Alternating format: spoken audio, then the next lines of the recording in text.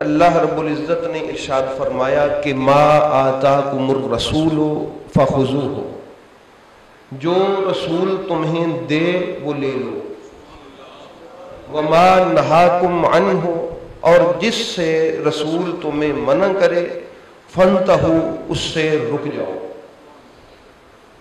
تو اب رسول کریم صلی اللہ تعالی علیہ وآلہ وسلم نے سب کچھ ہمیں ہمارے رسول نے ہی عطا فرمایا ہے، بلکہ ہمیں تو زندگی بھی اپنے محبوب کا صدقہ ہی ملی، اور اس زندگی کی تمام نعمتیں بھی میرے مصطفیٰ کریم علیہ الصلوۃ والسلام کے تصدق سے نصیب ہیں۔ قرآن ہمیں میرے مصطفیٰ نے دیا، رحمان ہمیں اسی در سے ملا۔ اس سے بڑی اور دولت کیا ہو سکتی ہے کہ جو امت کو اللہ کی پاک جناب سے نصیب ہوئی۔ تو احباب کرام، لیکن ان نعمتوں میں جو خاص نعمت ہے وہ اہل بیت اطہار ہے۔ رسول کریم صلی اللہ تعالی علیہ وآلہ وسلم کا ارشاد گرامی ہے، آپ نے ارشاد فرمایا کہ لوگوں بات ہو رہی ہے جو رسول دے وہ لے لو، اس کو سنبھال لو، اس کی حفاظت کرو، وہ اپنے پاس رکھو، اس کے ساتھ جڑے رہو، وہ تم اپنے پاس رکھو اور اس کے ساتھ رہو۔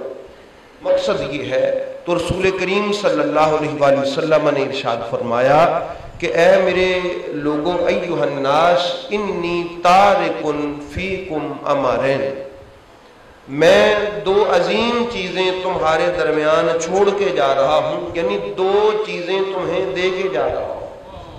اللہ نے فرمایا جو رسول دے نا خوشی سے قبول کرو، تم اس کو اپنے دل میں جگہ دو، تم اس کے اپنے سر آنکھوں پہ اس کو جگہ دو جو رسول تمہیں عطا فرمائے۔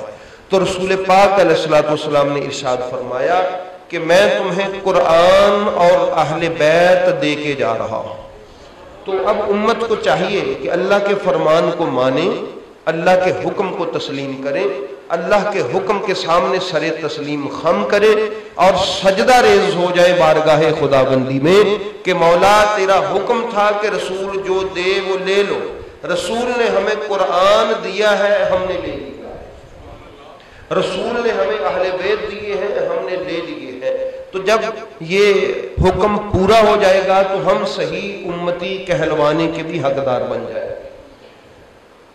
یہ جو اہل بیت اطہار ہے، ان کو مخصوص میرے مصطفیٰ نے کیا ہے۔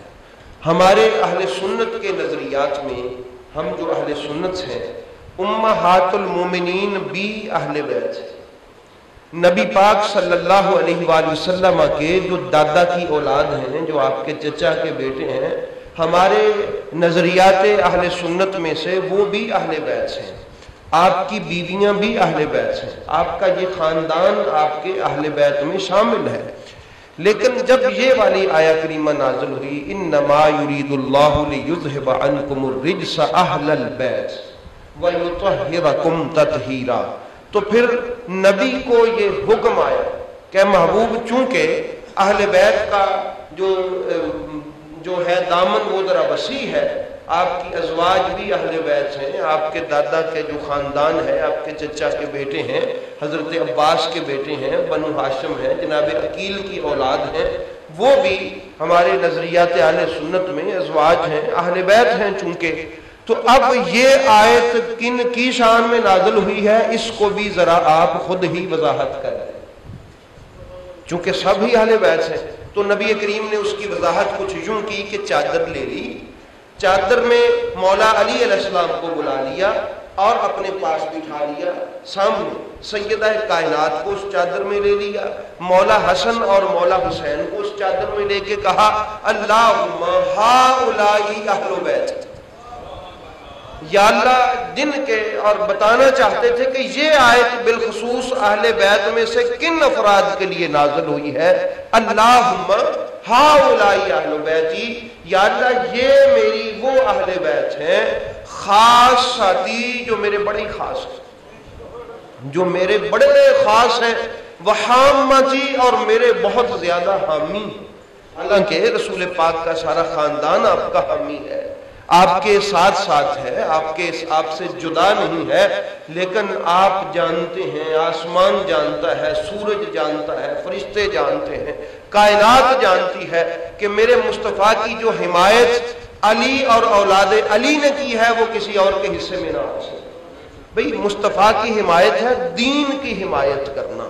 تو اس لیے احباب گرامی نبی کریم صلی اللہ علیہ وسلم شارع ہے، یعنی شریعت عطا کرنے والے ہیں، شریعت پہ چلانے والے ہیں، اس لیے نبی رسول جو ہوتا ہے وہ شارع ہوتا ہے۔ تو شارع اگر کسی حکم کو مخصوص کر دے، عام تھا، مثلا اہل بیت عام لفظ تھا، بیویاں بھی اہل بیت میں، آپ کے جو دوسرے خاندان کے افراد تھے، بنو ہاشم، بنو عبد المطلب، حضرت عقیل کی اولاد، سارے وہ اہل بیت، یعنی عام تھا خاندان میں، اس عام کو خاص کر دیا میرے مصطفیٰ نے اللہ کے حکم سے۔ جب رسول کسی حکم کو خاص کر دے تو پھر کسی امتی کو اس حکم کو عام لینے کی اجازت نہیں ہوگی۔ اب جب اس جگہ پہ اہل بیت کی اس آیا کریمہ کو ہم پڑھیں گے تو پھر اس سے مراد اہل بیت کے وہی افراد ہوں گے جن کا میرے مصطفیٰ نے نام لے لیا ہے۔ آیا فرمایا جاء علی فادخلہ فیہا، مولا علی آئے تو ان کو اس چادر میں داخل کر دیا۔ پھر جاء فاطمہ تو فادخلہا، پھر سیدہ زہرا آئی تو ان کو داخل کر دیا۔ پھر اسی طرح امام حسن و حسین علیہ السلام کو داخل کر دیا، اور پھر کہا یا اللہ یہ میری اہل بیت ہیں، فاذهب عنهم الرجس وطهرهم تطہیرا، ان سے یوں نجاست کو دور کر جس طرح دور کرنے کا حق ہوتا ہے۔ یوں دعا کر دی تو اللہ تعالیٰ نے بتا دیا۔ اس لیے احباب گرامی ان کی شان وراء الورا ہے۔ اور میں دوستوں سے عرض کیا کرتا ہوں کہ دیکھیں ہم قرآن کریم کو فالو کرتے ہیں، قرآن بہت کچھ سکھاتا ہے، قرآن ہمیں بہت کچھ سکھاتا ہے، بلکہ سب کچھ قرآن سکھاتا ہے۔ قرآن کریم میں ارشاد ہے، کیا ارشاد ہے؟ فرمایا کہ ان اللہ اصطفى آدم و نوحا و آل ابراہیم و آل عمران علی العالمین۔ قرآن کہتا ہے کہ ہم نے استفاء کیا، یعنی ہم نے عزت دینے کے لیے، عظمت دینے کے لیے، خاص مقام و مرتبہ دینے کے لیے آدم کو مصطفیٰ کر دیا۔ آدم کو کیا کیا؟ مصطفیٰ کر دیا۔ نوح کو مصطفیٰ کر دیا۔ ہم نے آل ابراہیم کا استفاء کیا، یعنی ان کو بھی مصطفیٰ کر دیا۔ آل عمران کو بھی مصطفیٰ کر لیا۔ پتہ چلا اللہ جسے چاہے مصطفیٰ کر دے۔ مصطفیٰ کا معنی کسی انعام کے لیے، کسی مقام کے لیے، کسی منصب کے لیے، کسی بڑی شان اور عظمت کے لیے کسی کو چن لینا، اس کو کہتے ہیں مصطفیٰ۔ جس طرح اللہ نے قرآن میں کہا یا مریم ان اللہ اصطفاک وطہرک واصطفاک علی نساء العالمین۔ کیوں جی؟ قرآن کریم میں ہے، اللہ نے فرمایا اے پاک بی بی مریم ہم نے تجھے بھی مصطفیٰ کیا ہے، تجھے بھی چنا ہے، تجھے بھی ہم نے پاک کیا ہے، اور ہم نے تو تیرا استفاء کیا ہے ساری کائنات کی عورتوں پر۔ تو احباب گرامی پتہ چلا کہ اس شان استفاء میں، مصطفیٰ ہونے میں مرد بھی شامل ہیں اور عورتیں بھی شامل ہیں۔ تو اب ہم نے سمجھنا کیا ہے قرآن کی اس دلیل سے کہ اگر آل ابراہیم مصطفیٰ ہے،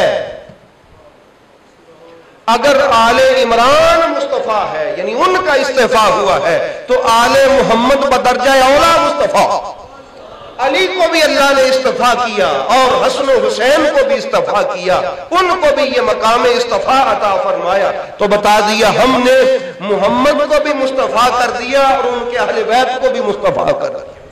یہ شان ہے اہل بیت اطہار کی۔ کاش ہم اس کو سمجھ جائیں اور دل میں جگہ دیں اس بات کو۔